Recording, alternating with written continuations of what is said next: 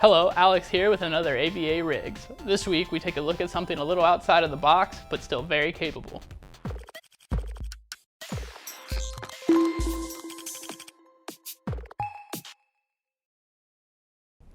What sticks out about this build is the graphics card, or lack of one rather, and you might be thinking to yourself, who would want a PC without a graphics card included? The likelihood is that this customer already has a graphics card that they plan to use, and the freedom of AVADirect's configurators allowed them to build something custom around their needs.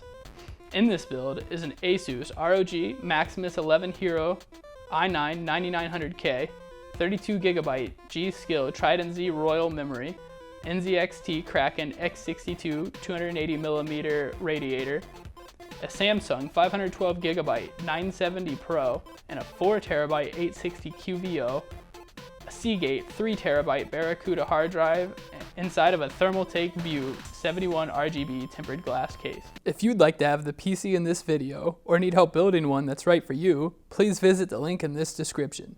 You can choose from one of our pre-built gaming or workstation systems, or use our simple configurator to design one to meet your unique needs.